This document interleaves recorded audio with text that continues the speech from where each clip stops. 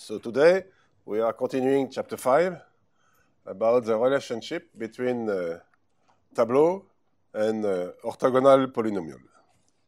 It's chapter 5b. So I just recall what we have done in chapter 5a, the beginning of chapter 5. So we talk about orthogonal polynomial, equivalence with analytic continued fraction, and Laguerre and Hermite polynomial. So this is, I remind you, the definition of formal orthogonal polynomial. There is a linear form, linear functional on the ring of polynomial in one variable x on the ring of coefficient k, and satisfying the three conditions 1, 2, 3. Degree of Pn equal n. The scalar product f of pk pl equals 0 for k different of L, and f of pk to the square is non-zero. And for commutator x, the linear functional f is defined by the action of f on the monomial, which is called the moment, mu n, of the sequence of orthogonal polynomial. Fundamental theorem is a three-term recurrence relation, the Favart theorem.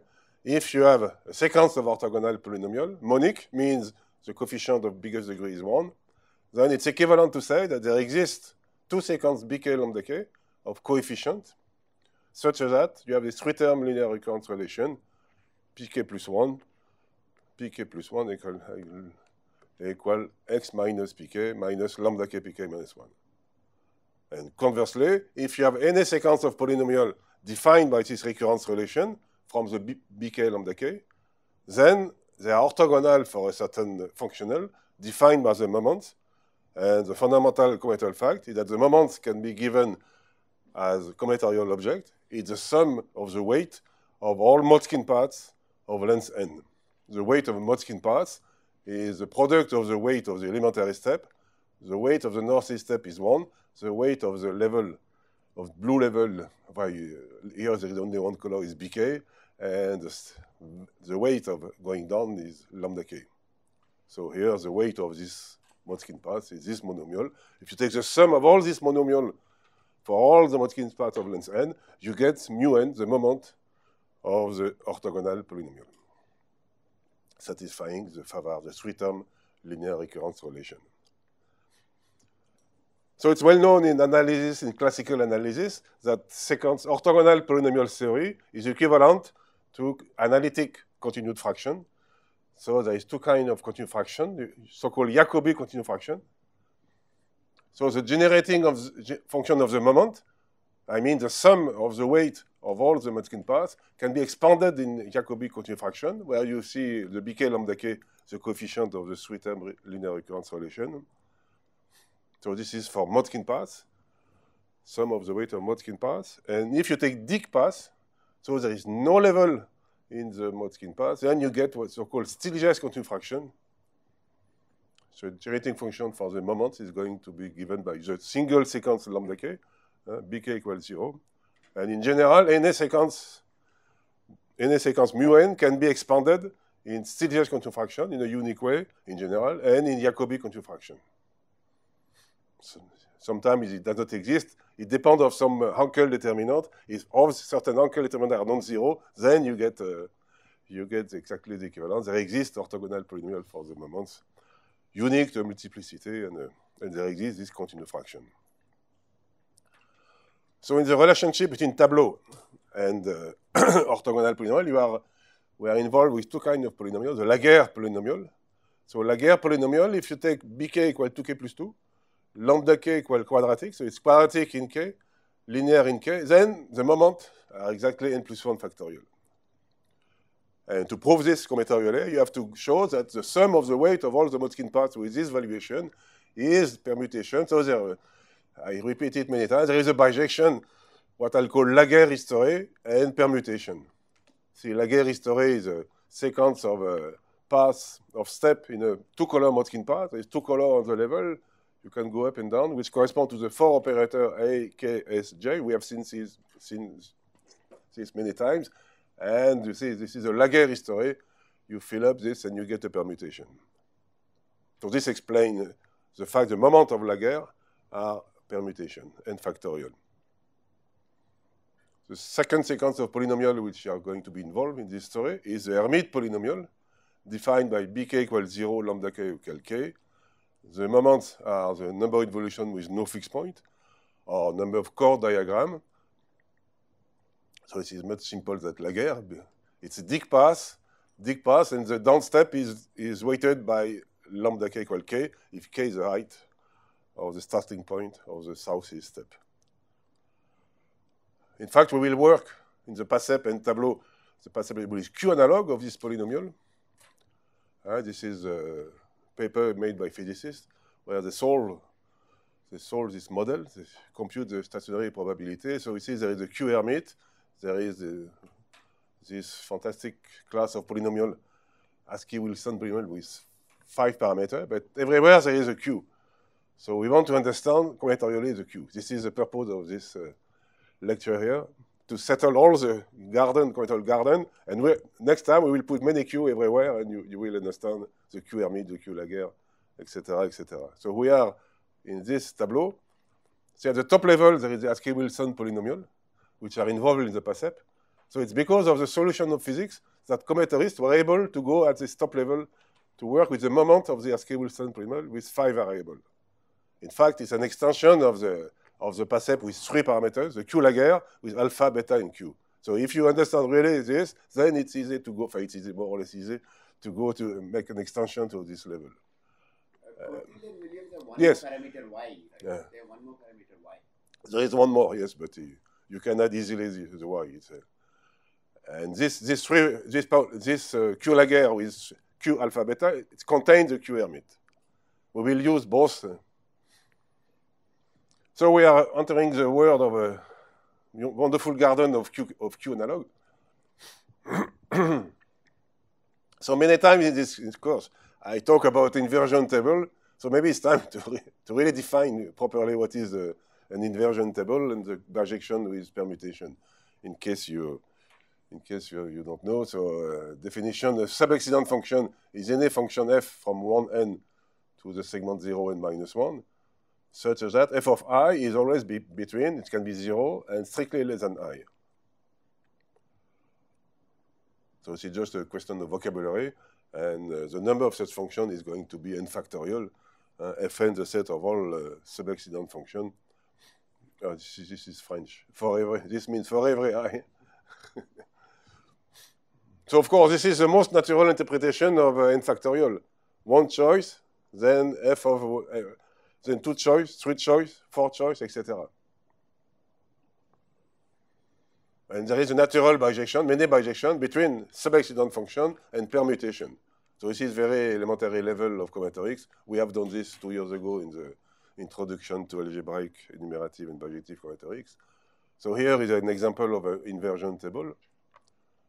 So 0, 1, 1. So in each column, you have a choice of a point. 1 choice, 2 choice, 3 choice, 4 choice. So I introduce this to introduce you in the garden of Q analog. So if you take the sigma of Q power the sum of all the F, so I take Q power the sum of all these red numbers. 1 plus 1 plus 0 plus 2. Q power the height, sum of the height of each column, the sum of F. And then it's, so in first column you have 1. So this generative function has a choice of each black point are totally independent. So this generative function is the product of the generating function or generating polynomial in each column. And in each column, it's 1 plus Q, 1 plus Q plus Q2, etc., etc. So it's very easy to find the Q parameter on sub-accident function. It's the sum of the height of each black point. It's Q power, the sum of the height of each black point, which is given by this product because of the independence of the choice of black point in each column.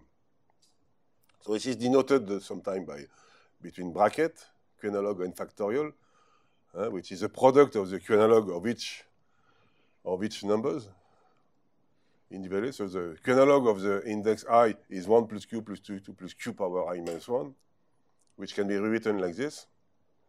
So when you see some many infinite product, 1 minus Q, 1 minus Q2, 1 minus Q3, so you are in the world of Q analog, analytic world of Q analog. In combinatorics, it's inversion table, Maj index. There is some relationship between this analytic hypergeometric Q-analog of hypergeometric function and the Q parameter in combinatorics.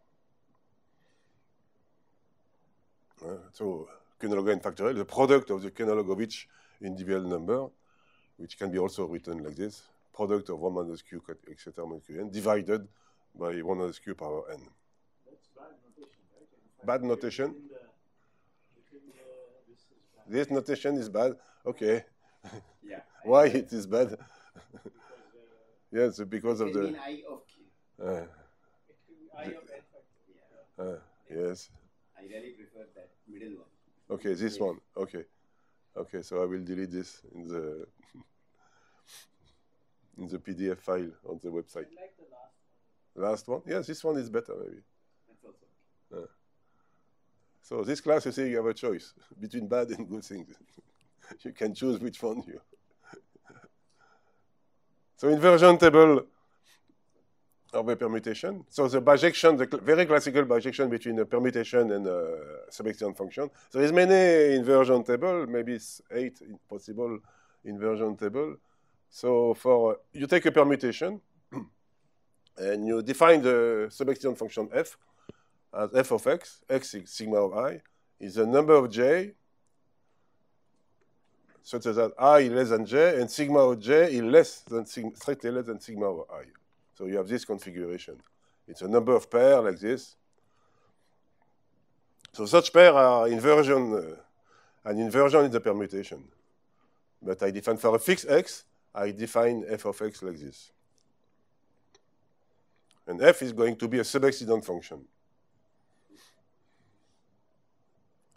For example, here, this permutation, f of 6 equals 3, because on the right of 6, there is 5, 1, 4. There is 3 elements, strictly less than 6. So here I put f of 6 equals 3, f of 8 equals 3, f of 3 equals 1, because at the right of 3, there is only 1. And so f of x is this. You take any 3, for example. So you take 3, which is here, and you put below 3 the number 1. And this is a picture of start from a permutation. You get this inversion table or sub-extended function. So the reverse bijection, I give you the reverse bijection because I am going to use it in this course. It's a philosophy of history. It's a Q-analog of history. All along this lecture, there is a philosophy of history, and Q-analog history is a sequence of operator, and each time you have a choice. So if you number the choice from 0 to k, and if choose choice number I, you will put q power I. So this will be the q weight of the history. And we will work with Q-Laguerre, Hermite history, Laguerre history. But here is the history giving permutation. The most simple history is this one. Start from empty, and then you put the 1. The choice was 0. I have a weight q power 0. Now the 2, there is 2 possible ways to put the 2.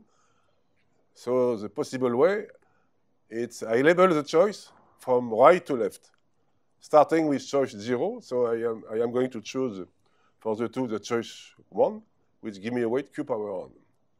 Then the 3. So I have chosen choice number 2, q power 3. The 4 give me q power 0. So each time, you see, you insert a new number, and you put the weight, q power, the index of the interval where you fill where you add the new point. So each time you have this weight, and total is q power, the sum of all the indices, which give you q power 16. So this is the most simple example of an history. An history is a sequence of primitive operation. Here there is only one primitive operation. Each time you add a new point in an interval, and you add 2 new intervals on the left and the right. The philosophy of the Laguerre history is exactly the same, but sometimes you are going to close, some intervals are going to be closed, because at the end I can always suppose that everybody is closed. So if during the process you close some interval, so that at the end there is only one empty interval, then you get the Laguerre permutation and with a different Q analog. So I go back to my relationship between PASEP and the Askey-Wilson polynomial. By the way, also last time I mentioned there was a relationship between the tableau of the alternating sign matrices and Hankel determinant of Hahn. Hahn polynomial is here, but this is difficult. I will not talk about this in the class, but also there is not only the PASEP tableau, there is some other tableau in the relationship. So Q Laker 2, the natural question is, if you take the moment n factorial, it's a Laguerre polynomial, so the natural question in the notation you like the most, n factorial index Q. So what are the BK lambda K? If you give me the Q analog of n factorial, so this gives me a Q analog of Laguerre polynomial, and this is a Laguerre second. N plus 1. Yes, n plus 1, but both n plus 1 factorial and n factorial, both are moments of Laguerre polynomial. N plus 1 factorial is moment of Laguerre for alpha equal 1, there is a parameter alpha, and n factorial is moment of Laguerre for alpha equals 0. Always there is two possible Laguerre, n factorial, n plus 1 factorial, and last time this is related to large Laguerre history and restricted Laguerre history. So, but suppose I put mu n equal n factorial. This is Laguerre for alpha equals 0. Then you can ask, well, what is the BK lambda K? What are the... And the surprise, the BK lambda K are a nice form. It's Q power K times the Q analog of 2K plus 1. And here, Q power 2K minus 1. Q analog of K multiplied by Q analog of K. So it knows the splitting. It knows, the Q analog knows the fact that there is histories. Yeah. We did the splitting as B prime. You can see no, No, but this is Q analog of 2K plus 1. Yeah. But I split it already to go to combinatorics with a blue level and red level in the Motzkin path to split the weight in two different weights. Because the weight BK lambda K, there is only two weights for the Motzkin path, the general theorem. And to go to Laguerre history, I split the BK in two different weights, B prime K, B double prime K, and lambda K is the product of two weights. So that I have four different weights on the northeast step, east blue step, red blue step, and going down, I have four valuations. It will be equivalent. And each valuation is going to be linear in K. Because here I have a quadratic term, but you split it in product of two things on the northeast and southeast step. So everything is linear, and I can do my construction with the history. But how do you fix the prefactors, Q power K? You have to explain this. Huh? That one is... So what is explanation? There is a combinatorial explanation, which I will give you in this class and next class. So this explanation has been done with by your servitor in '94 with Anne de Médicis, a student in Quebec and Bordeaux University. So we have a bijection. It's not the Laguerre history. It's something different. I will introduce the subdivided Laguerre history. So there is some bijection between permutation and this kind of history, such that it's explained this. How is the Q analog of 2K plus 1? Is there a Q power K? I mean, there is also a 2K plus 1 Q, right? Yeah, it's the same, no? I think it No, it is AQ analog. It is A Q analog. Yeah. Not the Q analog. I mean, it's not the thing that you were denoting as 2K plus 1 sub Q. It's not the same thing. But it seems to know the two-colored Motzkin pi. no. It's not the same. No, it's not the same. Yes, it is. But do you mean to put the Q power K next to the K plus? I mean, if it is KQ plus Q power K times the second term, then it would be the. Right? See, if you fix the Q power K only on the second term, then it's exactly 2K plus 1. Yes. Well, we will see. No, it's not that. It's not that. No. It's this is yes. And there is a combinatorial explanation of this. So this term here, you can say, okay, why this term? If I delete this term, It should give Laguerre history. this is another Laguerre, Yes. and this is exactly the Laguerre in the Q PASEP. So there is two Laguerre 1 and Laguerre 2. Laguerre 1. Laguerre 2 is a Q analog of n factorial, but Laguerre 1, then the moment, this is really what we are going to do with the PASEP. This is the Q analog, the Q appearing in the PASEP, the Q parameter in the PASEP where particles are going back. And the moment is not n factorial, now it's something really more complicated. This this is the moment of this polynomial, just in Q. Huh? There is also alpha, beta. They put an extra parameter y, which is correspond to the number of descent of the permutation. So if you want the moment to be simple Q extension, you get one answer. If you want your other to be simple BK lambda case. So if BK lambda k are simple, then the moment become complicated. If the moment are easy, then there is extra term. But is this sum over the permutations or something? No, that, yeah. So, the moment? Yeah. Does it correspond to something? Yeah. On Laguerre, on history, Q analog of Laguerre history. This can be proved by, it's a sum from k equals 0 to n. So this I made in some paper, you see, using the combinatorics. So I have two Q analog of Laguerre, and also I have Q analog of Hermite. If I put Q analog of K, this is the most simple Q analog of Hermite. And this Q analog corresponds to the PASEP Q analog of Laguerre, because the moment also is given by a certain formula, which go back to much previous times than before the PASEP. Also, there is a second kind of Hermite when you multiply by Q power K here, and then you get exactly the Q analog of 1 multiplied by 3, multiplied by 5, multiplied by 7. So there is 4 Hermite 1, Hermite 2, Laguerre 1, Laguerre 2, and we are going today to settle the combinatorial garden to understand all this. So first, I need, before subdivided Laguerre history, I need Hermite to remind you. Last time we have done Hermite history. Yes. So are there like two Q analogs for all the orthogonal polynomials? There could be many. There is many. It's Stanton told me that this Q Laguerre in the PASEP is a particular case of the little Q Jacobi. There is many at the top level, many. But as K. Wilson, then everybody derive from the Q as K. Wilson. So even if there is many, maybe it's slight variation.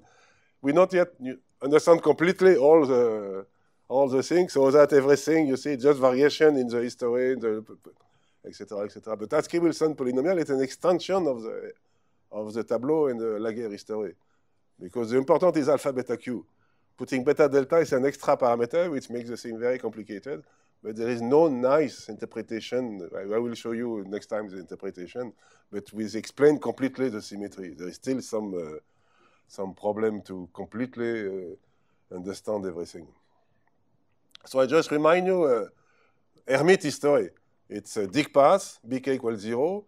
When you go up, it's a 1. When you go down, it's lambda k equals the height k. So you have the red number giving the weight, and the blue number is a choice you are taking. A choice between, sometimes I put between 1 and k, sometimes between 0 and k minus 1. It depends on the context. So here the Dick path give you this system of open and closing parentheses. I am going to make an arc diagram. And then the history is you follow, so 1, you are going up in the path, Then 3, I'm going down, and with a certain choice. When I go down, you see I label the open parentheses from left to right. I can label from right to left also. This will give me two different interpretations of Q analog with what is called crossing and nesting. But for the moment, I label from left to right. I take the first choice, which is index 0. Then the next one, the 5, I have taken the choice number 1. This was choice number 0, choice number 1. Now the 6 is going up in the path. 7, I'm going down in the Dick path. I have to close. I have two different choices for the 7. So my history tells me which choice we are taking, 0 or 1. Okay, I take 0. And then, so this is an example of a Hermite history. The blue number is exactly a number between 0 and k minus 1 if I am at height k. And from left to right. yes, from left to right. You can also number from right to left. This will give different beautiful bijection. Because if this is the interest of history, is that you have a bijection with a certain labeling, but you can change the labeling, and then you get another, the same history give you two different interpretations. And next time I will show you that the labeling for the inversion table giving the q-analog of n factorial, if I make a different labeling, I get the Maj index instead of the inversion number. So this is a proof that Maj and inversion number are the same. It's called Mahonian statistic because the Maj of the major McMahon introduced. But this is just for matching, right? Yes, this is Hermite history. Involution with no fixed point, So just can matching. this be interpreted in terms of the permutation, the inversion, the involution in the symmetry? There will be interpretation here. Yeah. It will be the number of crossings. The q-analog will be the number of crossings of the arc when I label from left to right. But you can translate this into permutation. Or if you go from right to left, it will be called the number of nesting. Nesting is when an arc is below another one. I will explain this in more detail. How do you put the zeros and ones? Well, you choose here. Here. You see, for example, I am at height 2, so I put a number between 1 and 2. Or here I am, you see, and I have shifted, sorry, it's a different notation. I should, yes. Here is the way from 0 to k minus 1. Sometime in the definition of history, I put some from 1 to k. But when I... From 0 because it's 1 plus... yes. So when I work with q-analog, I label the choice 0, 1, 2, 3 until k minus 1. If I am at height k in the southeast step of the Dick path.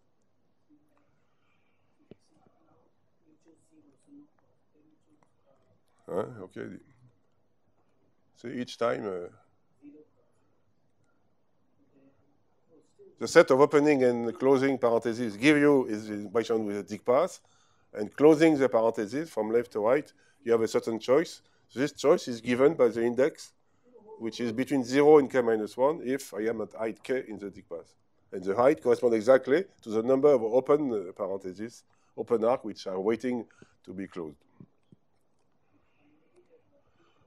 Okay, so after this preliminary, it's time to settle the beautiful garden in the history that we need to make some q-analog. So I'm going to define subdivided Laguerre history. So there is two kinds of Laguerre history. If you take the moment n plus 1 factorial with pk lambda k equal 2k plus 2, kk plus 1, this gives you the Laguerre history. To explain, if you take this moment, mu n equal n factorial, this corresponds to bk equal 2k plus 1, lambda k equal k to the square, and I call this the explanation, coherent explanation, restricted Laguerre history, which means I take a Laguerre history in general, such that sigma of 1 equal n plus 1. So the first cell in the construction always must be empty. So if you're putting a number in this first cell, you should add a new open interval at the left. This makes this restriction with 2k plus 2, k plus 1 plus k plus 1. So this makes a restriction to keep always the first cell empty. And this is in bijection with permutation on n factorial. And restricted Laguerre. So today I will be working mainly with this moment mu n equal n factorial. I will be working with restricted Laguerre history. And the expansion in continuum fraction of this n factorial. This is a Jacobi continuum fraction, which is equivalent to say this. If you say this, bk lambda k for the n factorial can be equivalently from the general theorem, you have this. So we have seen, yes. Lambda 1, lambda 2, right? In the continuum. Oh, squared. Square, yeah. Here you have the bk, and here the lambda k. So if you replace bk lambda k by this value, you have this blue number, the bk, and the red number, the lambda k. So we have seen, last time, we go back to Euler, a text in Latin on continuum fraction. And you remember I show this continued fraction. See, so yeah, there is 1, 2, 3, 4, 5. So lambda k equal k, and you have the generating function of involution with no fixed point. In the notation of that time, xx instead of x to the square. But if you go in few pages of Euler, there is another generating function, continued fraction. There is this continued fraction. Now it's a still just continued fraction. And you see the coefficient of x, 1, 1, 2, 2, 3, 3. So lambda k, it's a Dicke path where lambda k is half of k, the ceiling of k over 2. And what is the generating function? It's n factorial. So What does it say? up to the sign, you put an alternating sign here, it put everywhere plus. In one notation, you put minus. So if you put plus, then so this continued fraction. 1 to 16. So it's the sum of weight of Dicke paths. But instead of going to Hermite polynomial and involution with no fixed point, I go to permutation. But to get permutation, I have to take half of the height. And this explanation is given by subdivided Laguerre history. So yeah, we introduced with Anne de Médicis, long time ago, in the beginning of the 90s, a bijection between permutation and this kind of history, which are related to this weighted Dicke path with a weight k over 2.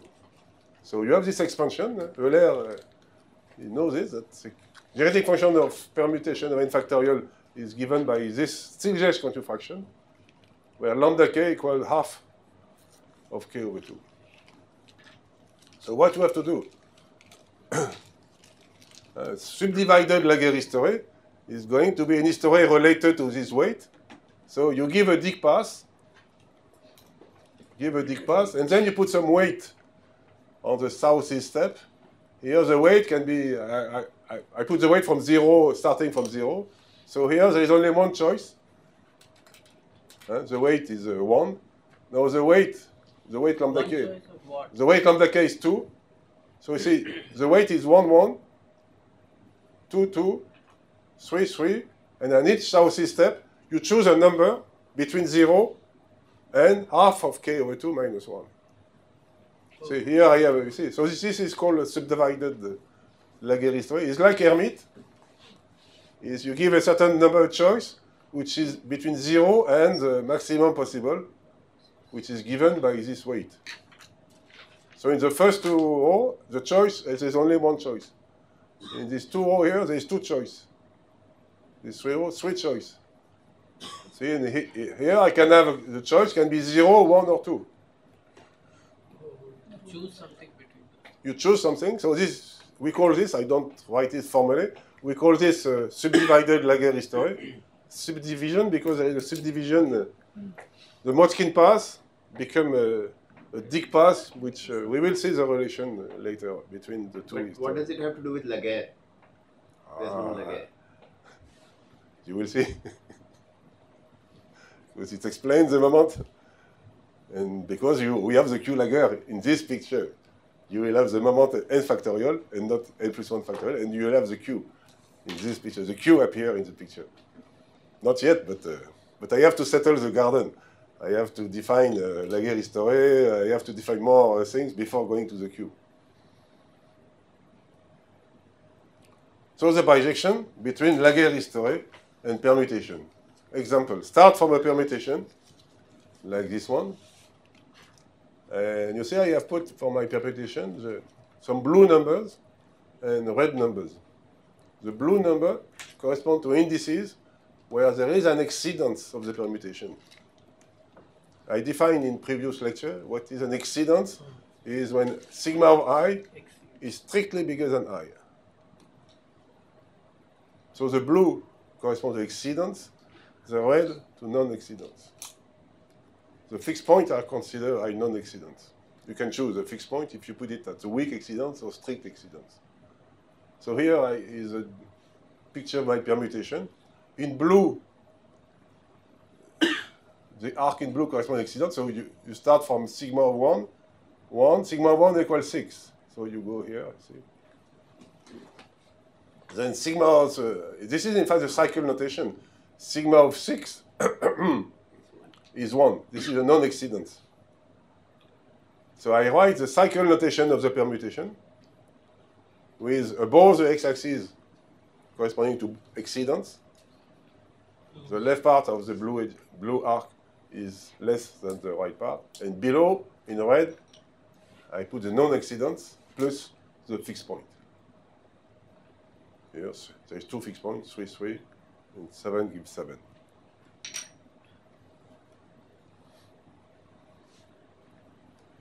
Okay, ready for the next step?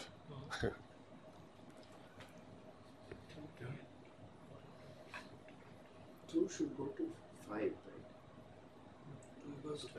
2 is going to 5. 2 is going to 5. Above, yes. Above. 2 is going to 5. Huh? I think it's quite 4. 4. 4 is Huh? coming to 2. I think it's correct. Huh? Yeah. Yeah.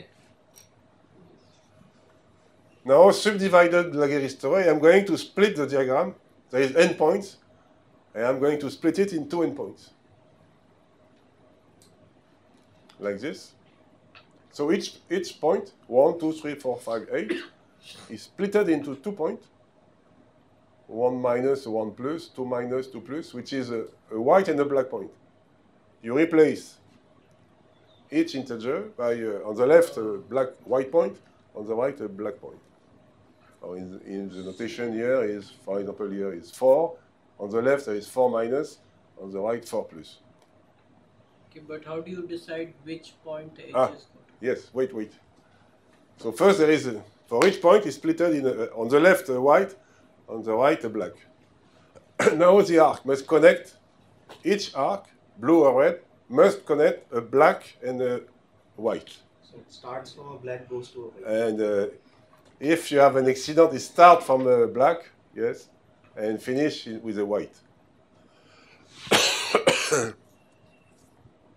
So if you have an accident, a blue arc, it will start above from a black and here finish with a white. So it starts with a, and the red arc starts also from a black and finish with a white. So if I forget the edges in the arc, if you give me only the blue and if you give me only the arc, then I can recognize which arc are the blue and which arc are the red. Correct. Because when you have an arc is joining a red, a white and a black. So it depends if the black is on the right or on the left of the white point. So you have two family of arc, which give you the blue and the red, which give you the edges here, which give you the accident, non-accident. So this is in bijection.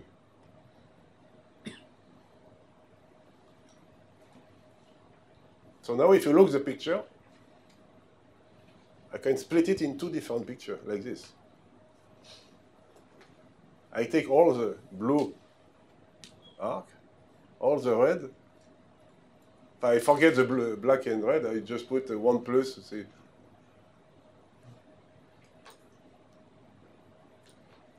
So each blue or red arc is joining one of these points I minus or plus with another point j minus or plus. So I split into 2 different pictures. And now I have what I see. I have an arc diagram, which is in bijection, an Hermite history. So I can, the red arc give me an Hermite history with this red point, and the blue give me another Hermite history.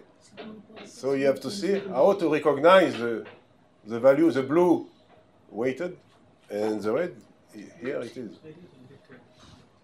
Come back to the previous subdivided Laguerre history with the weight of the Dicke path. How to recognize the blue and the red Hermite history. I am putting some yellow strip, 2 by 2, yellow, white, yellow, white, yellow, white. And if you look only in the yellow strip, you get exactly, take only the step in the yellow strip, you get this dict path, which give you the red, which give you an Hermite history. So you see the red number here. The weight in the southeast step, which are located in the yellow strip, give me one of the Hermite history, one of the weight of the dict path. Now the blue one, which are in the white strip, this value here, go back to this Hermite history. So the splitting of the Laguerre history into two different Hermite history is just the splitting of a dict path.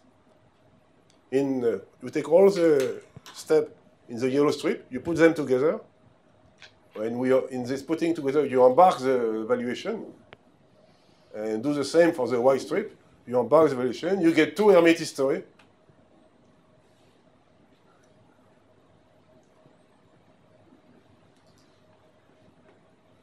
And so this give me a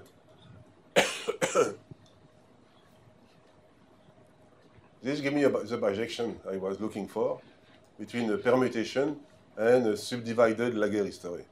Because if you start from this permutation, I'm going maybe a little fast, start from this permutation, you get these two diagrams here, you get these two Hermite history, and now putting together, by shuffling the two Hermite history corresponding to the yellow and white strip, you get this.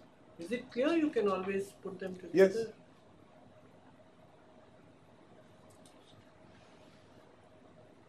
Yes, you have to think a little. It's a technical lemma that this works.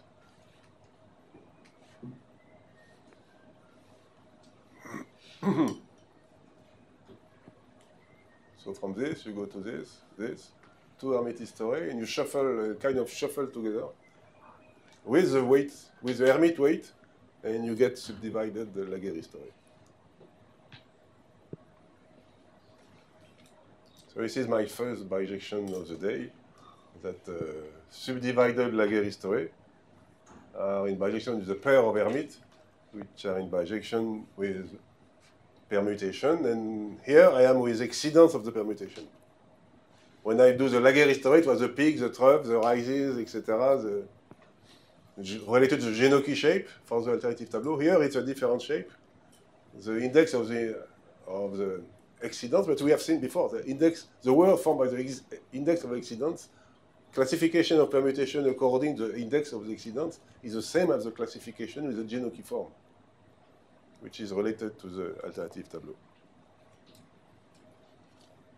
So now to explain this, maybe some people don't like this complicated bijection, but this was 25 years ago. So some people in Bordeaux, they try to simplify this bijection. So Aval, Boucicault, and a student of Sylvie Cortel introduced a new kind of tableau to explain this subdivided Laguerre history. They call this dict tableau. So a new kind of tableau, which are enumerated by n factorial. So we are in the beautiful garden of permutation. And dict tableau is a new object, which is very useful. You are going to see. So what is a dict tableau? This was introduced in 2011 by Aval, Boucicault, and Das Artaud. So a dict tableau is a dict path. First, you take a dict path, contained by Catalan number, and then you are going to put some point in this column, where there is a purple line, you see. So if you look the lower border of the dict path, like this, you take only this column. So you don't take the column here. Huh? I take the column, it's clear on the picture, the column which corresponds to purple vertical line. So I take only half of the column. Here I don't put anything, I don't put anything. So in each of these columns, you see, there is a certain number of cells. Here there is one cell, two cells. Here there is three possible cells. So you put a point. In each of these purple columns, you put a point. So the number of choice is it's the height is the number of square in this column. So you put a point, and I claim that this is n factorial. We are going to see bijection with permutation, and I claim that here you can see the subdivided Laguerre history. How to, the choice of this Dick path is related very simply with subdivided Laguerre history. So here is a subdivided Laguerre history. Now what you are going to do, in the yellow strip, say there is some weight in red, 2, 1, 0, 1, 0. You are going to put this weight on the northeast step, which corresponds bijectively to a southeast step. Every southeast step is in bijection. If you go to the left, is in bijection with the northeast step. We already used many times. When I split the valuation lambda k in a product of two valuations, we associate to each southeast step a corresponding northeast step. So just put this red number here, just by shifting in each yellow cell. In the white strip, you keep the blue number. So now I am going to put in each of this column here, and I'm going to put a point to get a Dick tableau like this. You see, for example, the 2 here, give me a point at I2. This is choice number 0, choice number 1, choice number 2. See, to define a Dick tableau, it's sufficient in each of these columns to give a number between 0 and k, and you put this number, for example, here is 1. You put this number on you go until the top of the vertical line, and you put this number on the step which is on the left of the column. See, for example, here,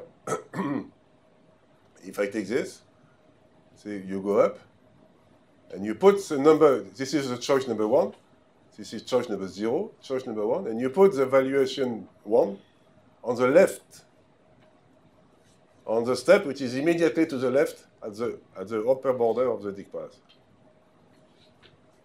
So make a convention that each time in a vertical line you put this height of the point of the Dick tableau at the elementary step on the left. So this elementary step, maybe like this, it's a northeast step, or maybe it's a southeast step.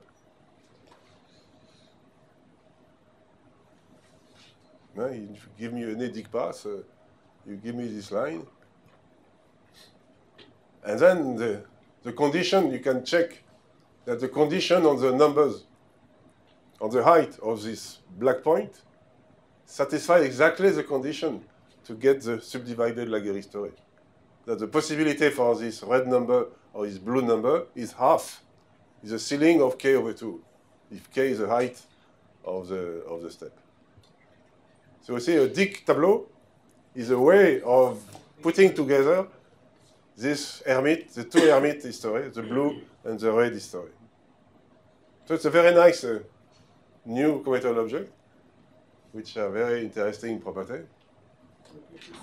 So we are here, you see, sub-accident. So permutation related with accidents, give me pair of Hermite, give me subdivided Laguerre history, and shuffling these two Hermite in a single thing, give me something very simple, the Dick tableau. Now there is a direct bijection.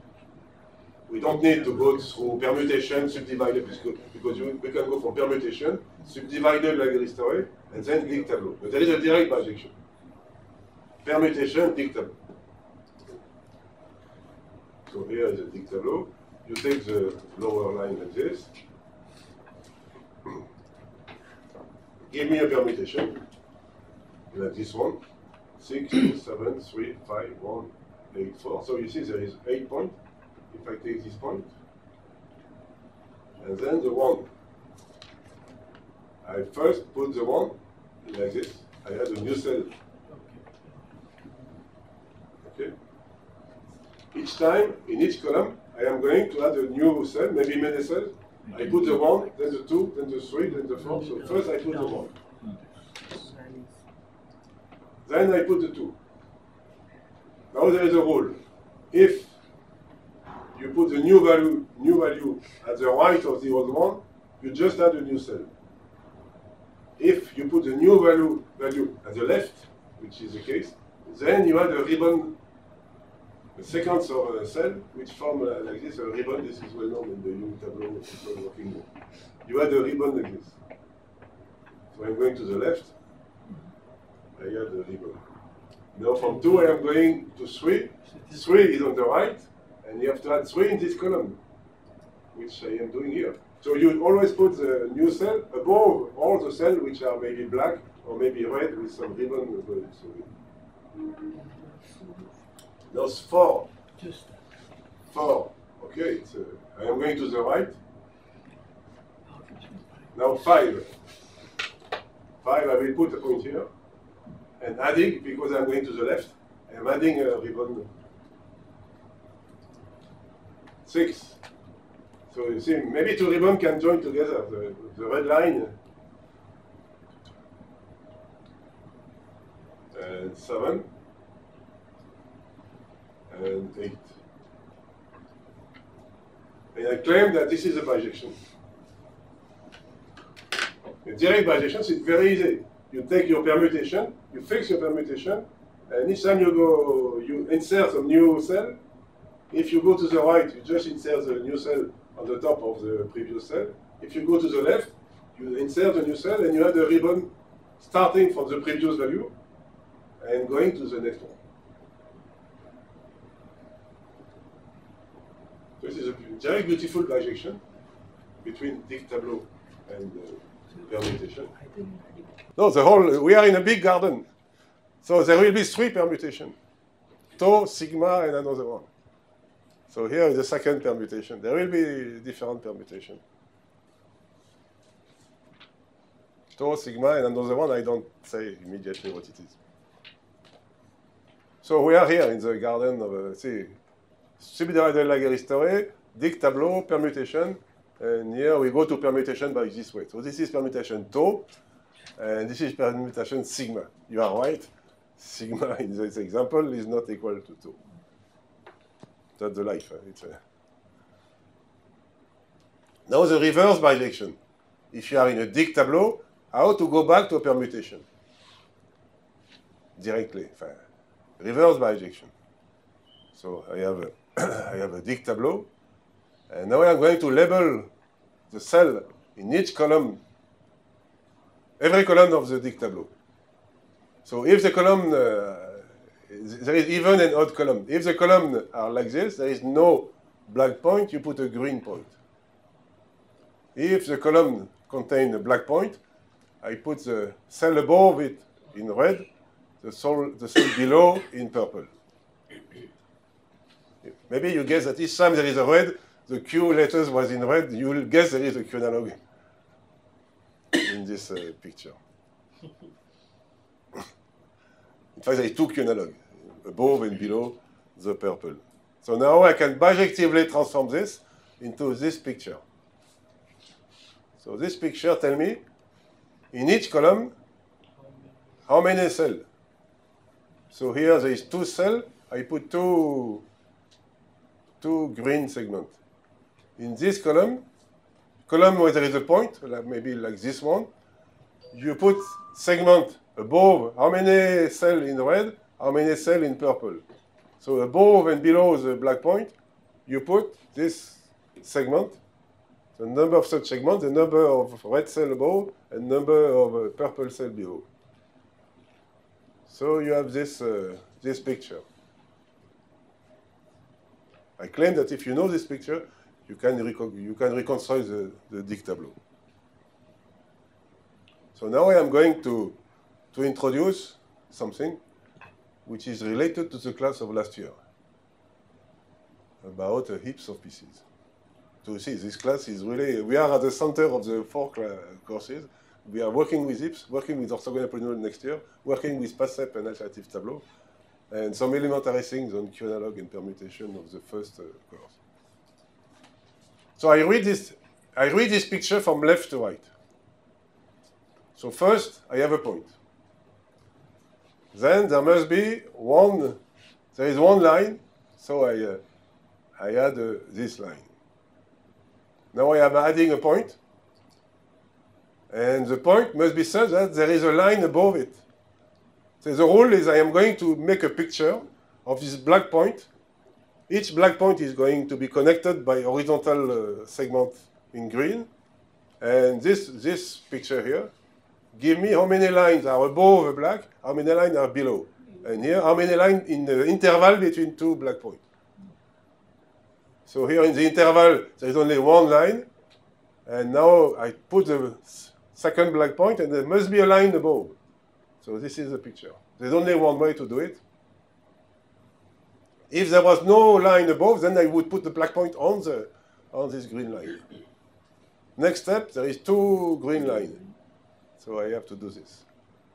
See, each step, there is a unique way to extend your green line, maybe adding some new point above, below, and Two below. so two below. So the unique way to do that is this. Then two more, two segments, like this. See, if there was a segment here, it should be three. Here I have two segments. No, one point with one segment above, one segment below. So here is my point between these two segments. And next step, in the interval, two segments. So next step, one black point with only one segment below.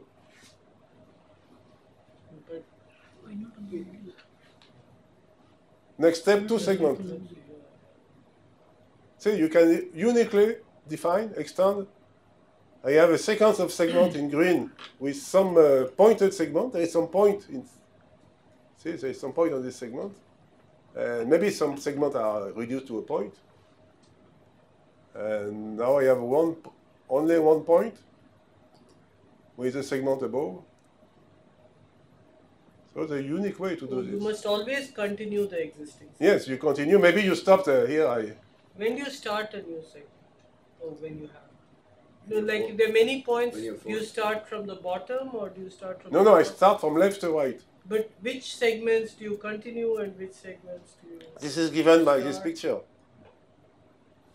See here, for example, I add a new point. And then what is the possibility to...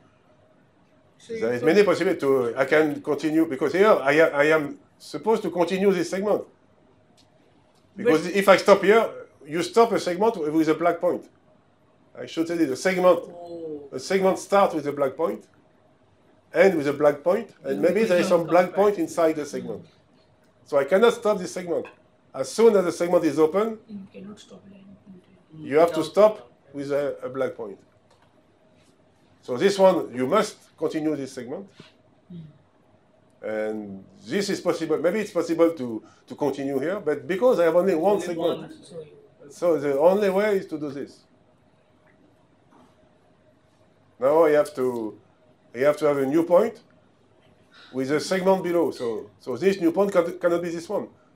I cannot stop the segment because there will be below. So the whole is this point is above. And then you continue and finish like this. So why don't you put the point after the green line and then another green line and then the point? Why do you put it above? Why? It's a whole. It's my bijection. No, I don't understand. It's a bijection. It's a bijection between. below it. I am transforming this diagram which came from the Dick tableau. I am transforming this into a heap of certain segments. This is a heap of segments.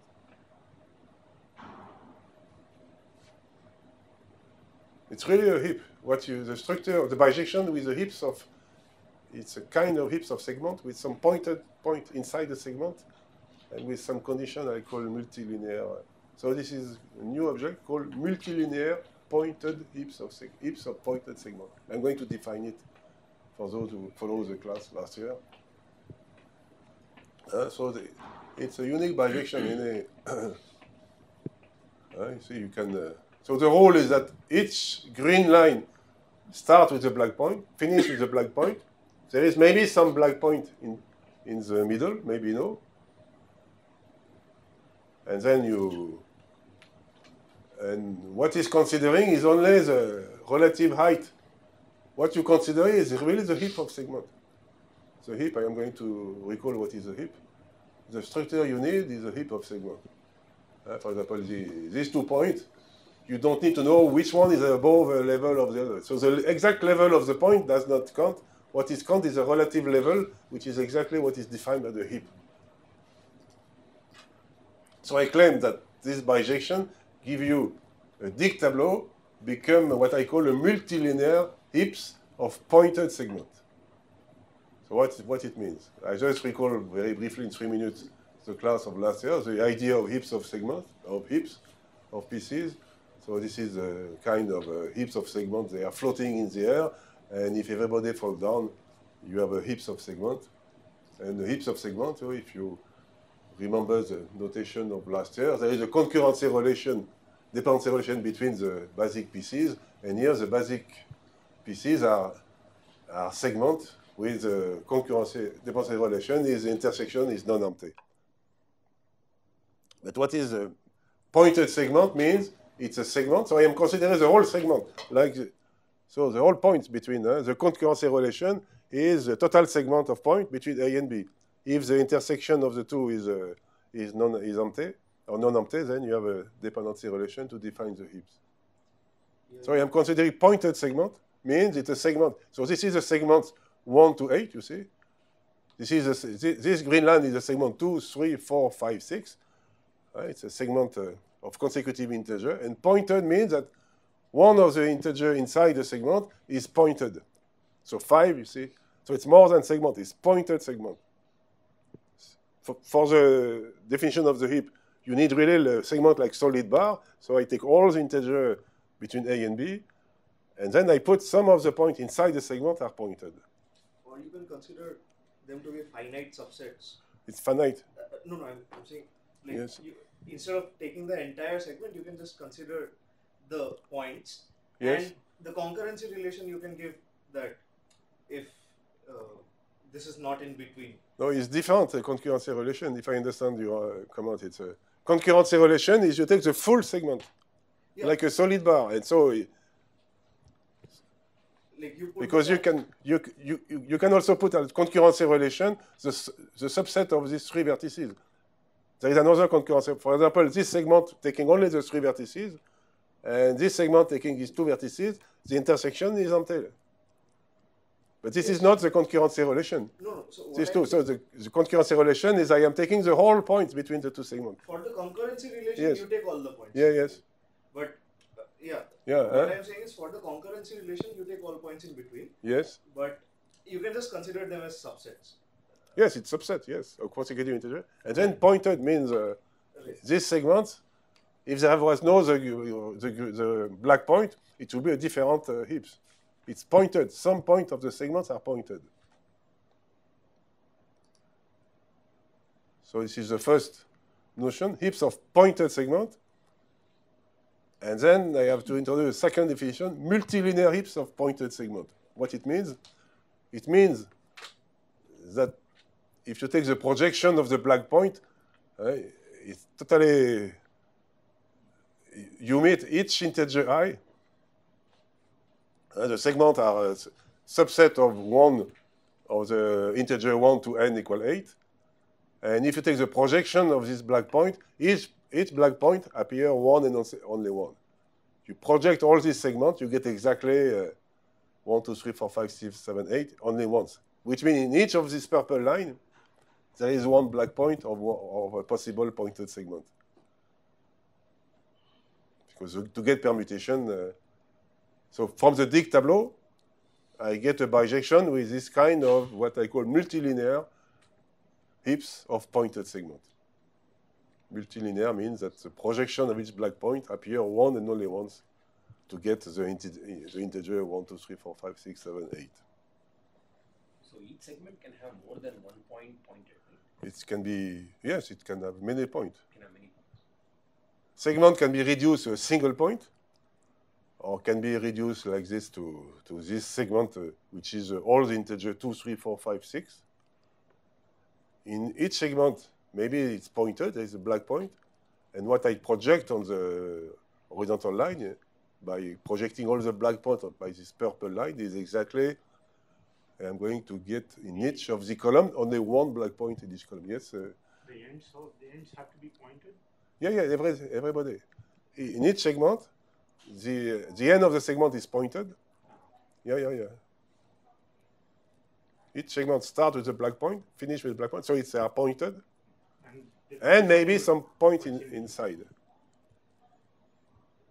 But the concurrency relation you are taking with a solid segment, everybody contribute to the concurrency relation, not only the pointed. So I claim I have a bijection between Dick tableau and these heaps.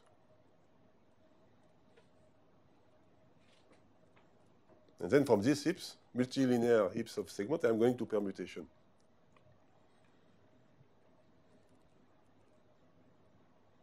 And it's a good object because not only permutation, but there will be Laguerre history behind this. So first we have also I have to recall a notion in the last year about normal form, the Knuth form, the lexicographic form of a heap. So you take a heap of segments here, segments are reduced to dimers. So when you have dimers, of course, it's pointed segment. You cannot put any point between the two, and the two extreme points must be pointed. So heaps of dimers like this are pointed heaps of segment. And you remember the lexicographic form. You take the minimal piece. Minimal piece means the piece you can remove by letting them going down. Right? There is also the maximal piece, the piece you can take it and remove them without hurting any other pieces. So the minimal piece, there is two minimal pieces here. And you take the leftmost minimal piece. And then you delete it. And then you have another heap. Take the leftmost minimal piece. And then you take it. For my purpose today, I don't need this sigma 1, sigma 2, sigma 3. This was the slide of last year. This is the generator of the symmetry group. But each sigma I corresponds to a column of index I, corresponds to dimers projection II plus 1. But I just need to show you what is the lexicographic normal form. So each time you take the leftmost of the minimal piece. Minimal pieces are 2 by 2 disjoint, 2 by 2 not in dependence, and each time you take the leftmost. So this gives me a certain ordering on the pieces of the heaps. For example, in my example here, this is this ordering: 1, 2, 3, 4, 5, 6, 7. We have an ordering of the. So there is two normal forms: the Fouata normal form and the lexicographic normal form. And then with this normal form, I am going back to permutation. So let's go back to my multilinear pointed heaps of segment. Take the normal form. So take the leftmost minimal piece. Here is a little trivial. There is only one minimal piece. Delete this minimal piece. Take again the leftmost. It's not very interesting, the example. Each time there is only one minimal piece. And now there is two minimal pieces remaining. So the leftmost and this one. So I have this picture. And now take the first segment, A, and you label 1, 2, from left to right. Next one, 3. So next segment is C, and you continue labeling 1, 2, 3, 4, 5 from right to left. No, what I say left to right? From right to left. So 4, 5, 6. Then next one is 7, and this one is 8. Why? Oh, yeah. No, because it's D is. D, yeah. The leftmost. They're two different pieces. The leftmost each time. You take the leftmost segment, and then you label 1, 2, 3, 4, 5. Each segment is the order of the lexicographic normal form, and consecutive integer, and going from right to left. In this lecture, always I am labeling from right to left. Inversion table, everything going to right to left. So you get this. So I have a labeling, complete labeling of my heaps of multilinear. And you guess the bijection. You drop it like this, and you get a permutation. And now I get back my previous permutation. If you look carefully, Sigma. Which one is this? Huh? This is the second sigma. Sigma. This is sigma. So we started from sigma with this process of going left, right, putting a zigzag ribbon if you go left, doing nothing if you go right. I get a Dict tableau. So from Dict tableau, we get at each point selecting the cell above and below, or the cell where there was no, and then transform this into heaps of segments. Heaps of segments I label in lexicographic normal form. Then the 1, 2, 3, 4, 5 from right to left, etc. I get in projecting, I get a permutation. So this is a reverse bijection, the possible reverse bijection. So there is more. So from Dict tableau, you see, Dict tableau, there's a bijection. Can you go back? Yes. Which one? previous. Previous? Okay. Yeah. Here is a normal form. ABCD. Here is a labeling of the. Okay, here. Everybody fall down because it's a multilinear heaps. So in each column, only one point. It's maybe interesting if you have several points. So in extension to. Maybe it's interesting if there is many points. Many points? Yes, so many points in the same column. So if it's not multilinear, Oh, okay. so we will have some word. Yeah. Well, yeah. Word. From standard, we go to semi-standard. Oh, I'm just joking. It's about.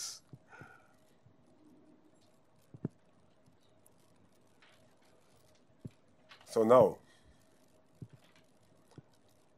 I'm going to give a bijection between Dict tableau and alternative or tree-like tableau. And you see here it's written bijection with an S. Because to give this bijection between these two, I am going to work together with a triangle of bijection. I am going to make a construction with three. There is a permutation which is going to give me an inversion table. And this inversion table, there will be a Dict tableau, there will be a tree-like tableau, and the inversion, the permutation. And everybody is going to work at the same time, step by step. So it's a construction of a triangle of bijection, which starts from this. So here is a permutation. My guide all along this construction is a permutation. Here I am going to construct a Dict tableau. At the same time, I am going to construct a tree-like tableau. And this permutation is going to be transformed into an inversion table.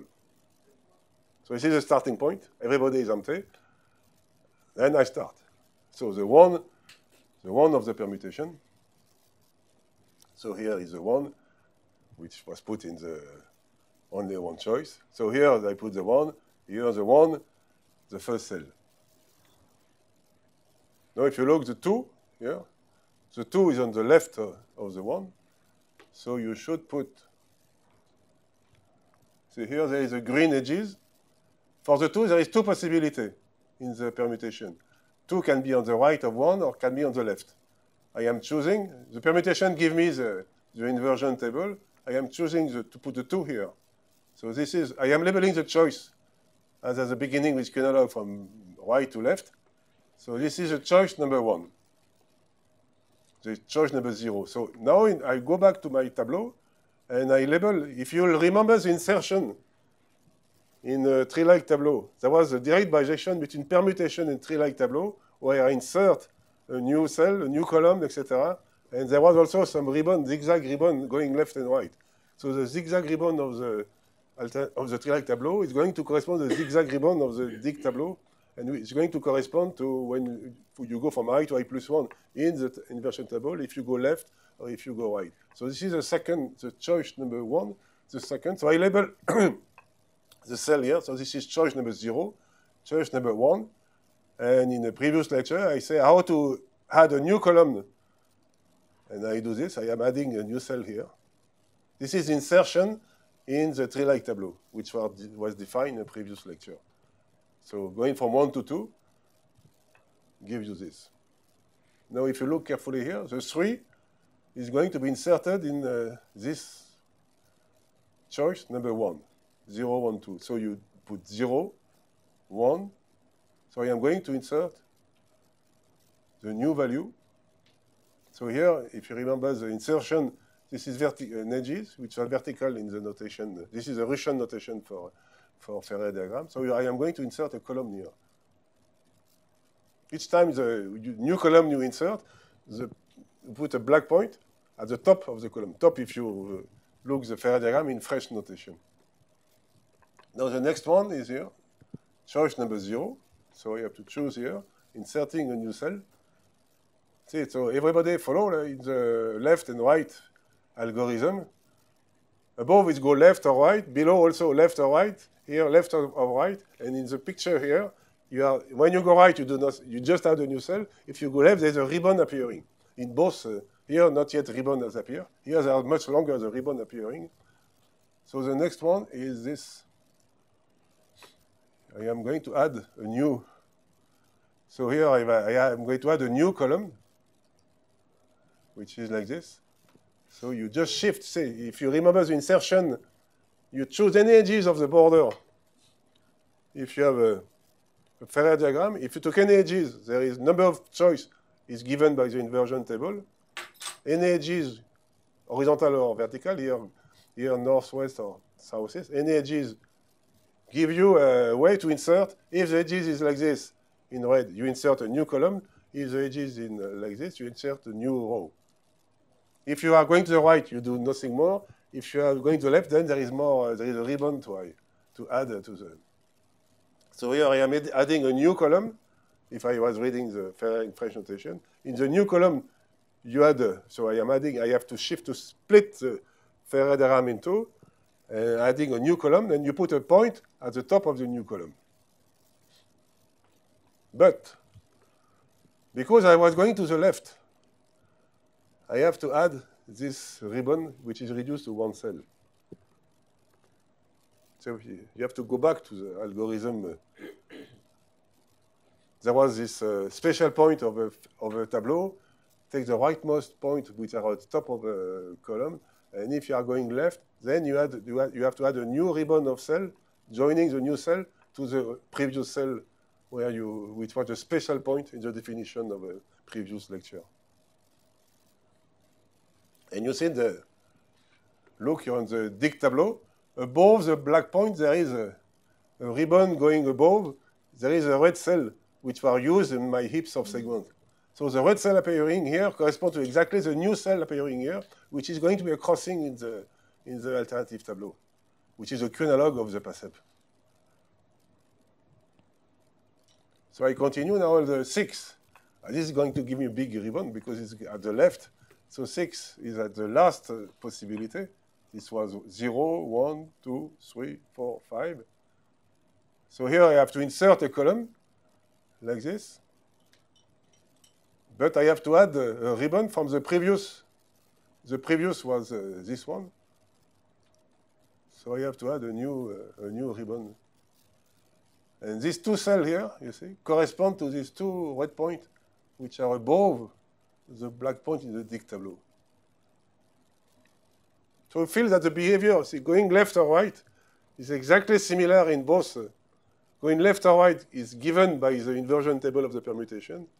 And there is a similarity between going right, you add something and you do nothing more. Going left, you add something and you do a ribbon, which are different here. But the new cell, the Q-analog here, the 3 is exactly these 3 points here, which are all the points above a black point. So the next step is this cell here, which I am going to add a column with a point on the top. The next one is this. And I have finished. So it's a triangle of bijection between permutation view as an inversion table and dig tableau and tree-like tableau. So you get a bijection. You get a bijection between tree-like tableau and Dict tableau, which at the same time with a permutation, such that the number of points above a black point, the red point, correspond exactly to the number of crossing the Q analog of the Q of the parameter PASEP, number of this cell. And this corresponds exactly, each time you go right, for example, when I was here, there was two cells were added. So it was going from 5 to 6. So going from 5, I cannot read. Going from That's right. So I mean that the number of cells you are adding, the 2, is exactly the difference between f on the subextended function, the difference of the 2 consecutive values minus 1. If you go right, you don't add any new yellow cell. If you go left, take the difference of fi plus 1 minus fi in the inversion table, take this difference and subtract 1. And this will give you the number of new crossing of new. So this is the parameter for the QPASEP. I will come back to this parameter next. So now is a tree-like tableau related to the tree underlying the tree-like tableau. Extended tree, see, this is the crossing. If you extend the binary tree to make a complete binary tree, all these green edges is going to intersect, and which give you the yellow cell. This point, this is the Q of the PASEP. We are really in the Q analog of the PASEP. And this is the alternative tableau related, and this is the cell. And so we are, yes? How is that second red dot crossing? Second, I don't understand. What is second? The one above Which? one in the middle. Which one? Is the figure on the right, the one in No, which tableau? Dict tableau? Or No, tree-like tableau. what is? So piece, the one. I was doing this and then this. So how is that? This red point, you ask? What is a red point? See, I have this binary tree. Yeah.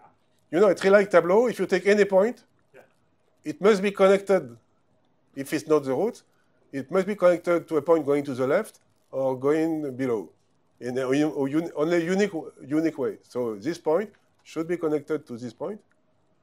And in fact, this point is going to be blue. Each time you connect like this, it's a blue point. And this point, I know it's because of tree-like tableau, it's going to be connected in a unique way here or here. So it's connected here. This point is going to be red. This is a definition of tree-like tableau. Every point can be connected in a unique point, in a unique way, going left or going down, or here going to the southwest or southeast. And at the end, you get the root of the tree. So this is the tree, and I extend the tree, extended tree. See, it's the classical bijection. In every point, I am putting external edges, and the intersection of the edges with external edges. But there is no external edge there, right? How did you get the middle right? The middle? That one. That one? Yes, there is an edge coming from here. There is an edge here. So you draw the edges to infinity. Yeah, you draw the edges in green. When you extend the binary tree, I extend until the border of the Ferré diagram. Only to the border. Only you stop at the border. When you are outside, I'm not going to intersect, for example, these two green lines, I'm not going to intersect them outside. But you extend the extended trees, extend all the green edges until reaching the border of the Ferré. And then these trees can intersect. And so it's more than Catalan numbers, it's n factorial. And the intersection point is exactly everywhere the Q of the PASEP is the number of yellow cells, number of cells here above the black point, etc., etc. So we are here. I skip this. I have not too much time. But there is a relation between Dict tableau and Dict tiling. There is many papers. There is a beautiful relation, Hermite historic, algebraic polynomial, FPL, etc., etc. I skip this. I should finish I don't know if I can finish where I am. Yes, I should do that. Because if I stop here, I will have to put all this big garden. I can continue maybe for 10 minutes because I have to finish the tour of the garden. So you remember the Laguerre history, in a wide Laguerre history, was with 4 operators, satisfying the weight was everywhere k plus 1, k plus 1, k plus 1, with my word black and white. And this was related to moment n plus 1 factorial, bk lambda k equals this. And this was the Laguerre history. Now the restricted Laguerre, instead of k plus 1, you have k and k here. So I denote this, because everywhere I put S, J, A, and K. So now I have this restricted symbol. So I put S flat, J flat. That is a restriction. Or if I put S, I should put S sharp for the other.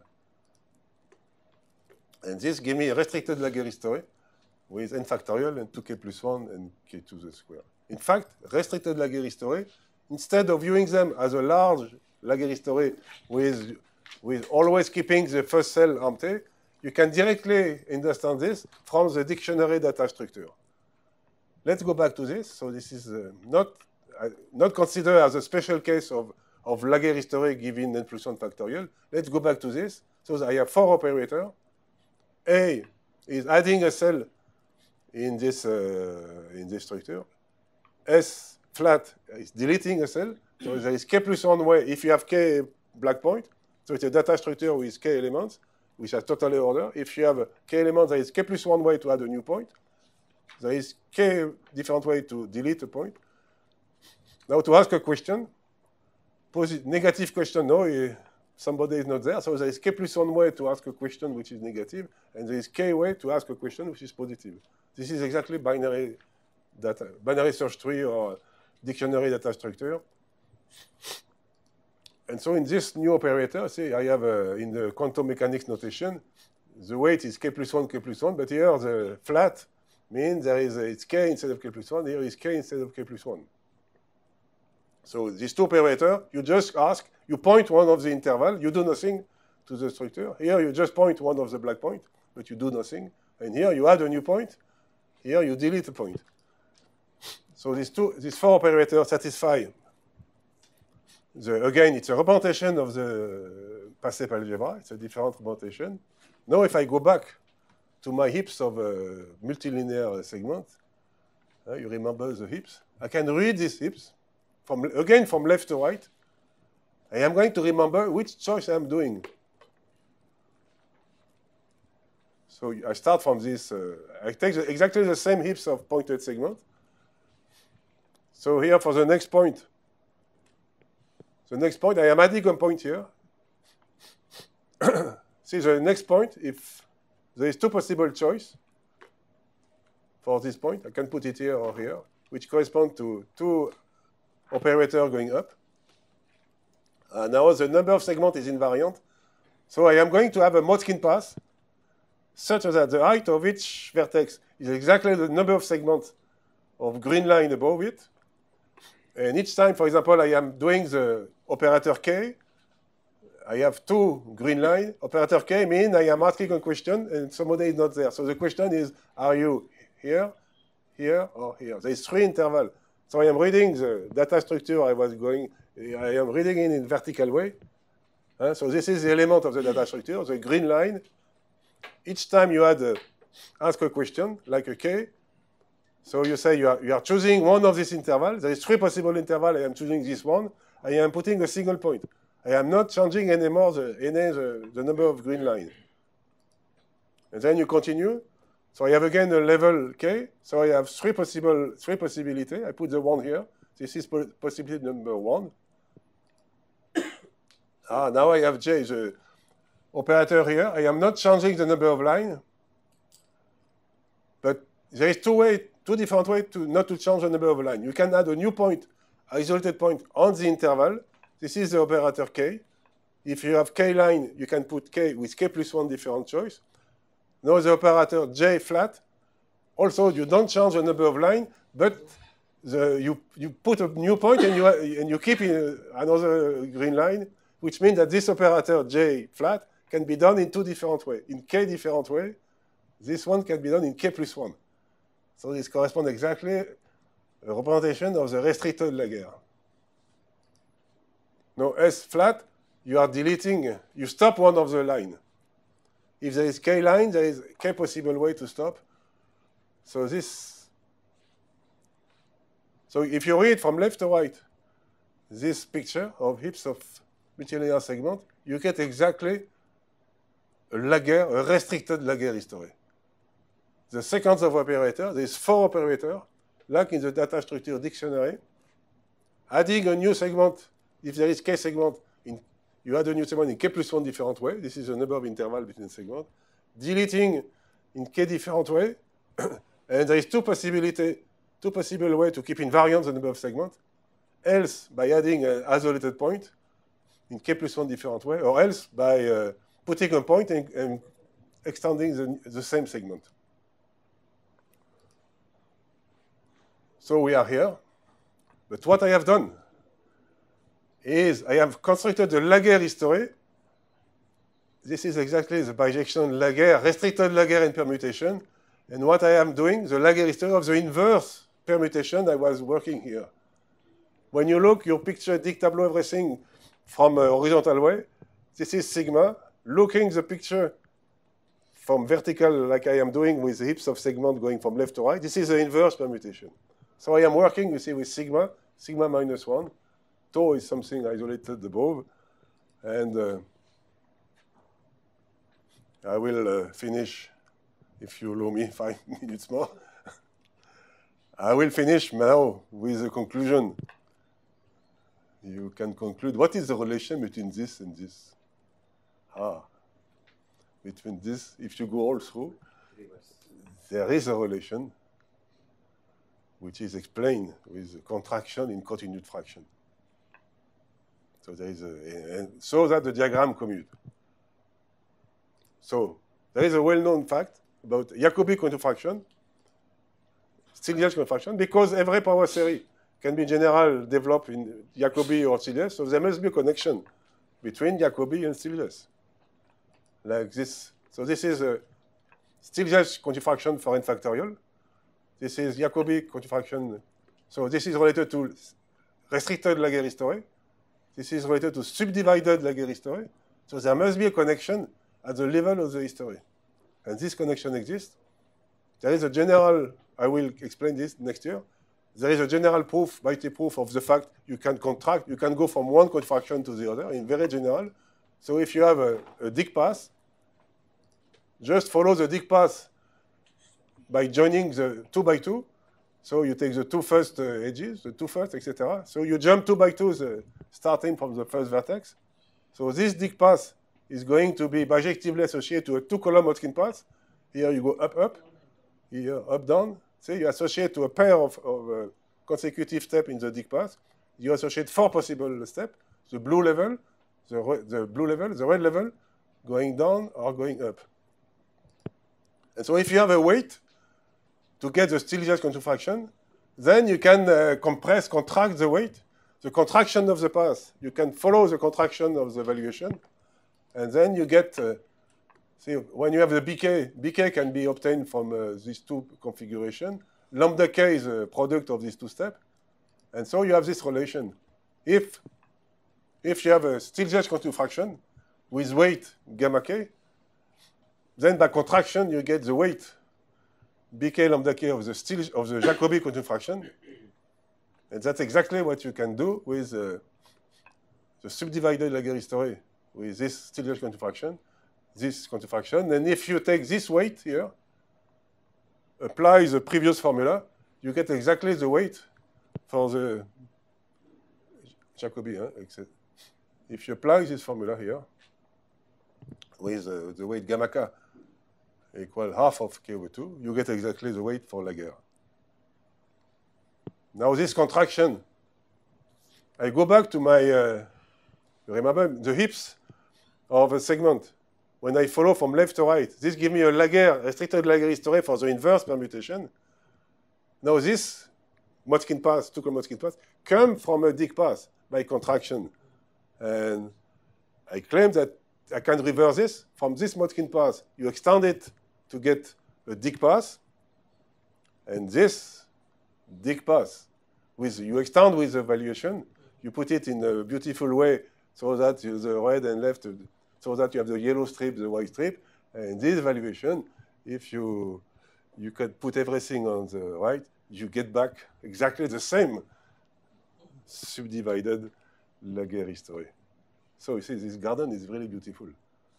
Here is a garden, and I will conclude by, well, if you remember, sigma, sigma minus 1. Okay, this. I can get, behind this there is a Dicke tableau. But if you remember sigma, sigma minus 1, we found this already in this parallel algorithm, working with local rule, commutation, everything, and the exchange fusion algorithm. So we were working in parallel, and in one was the inverse of the other. So does it fit in this picture? So the question is that I am working here with n factorial. I am working with a different representation of the PASEP algebra. And I forget to compute the commutation rule for this. Because here, commutation rule is not completely equivalent because I am with n plus 1 factorial. And you remember the Q analog in this picture was really complicated. In the exchange fusion algorithm, the Q was really a little messy. So I guess that if I work with this representation coming from data structure dictionary, the local rule should be more simple, and maybe everything should be. So there's still some work to do to put everything in a beautiful setting. Sigma and sigma minus 1, and I think something is missing, but it's almost. And next time we will put some Q everywhere here, and this will be chapter 5C. Okay. Thank you, and thank you for your long patience.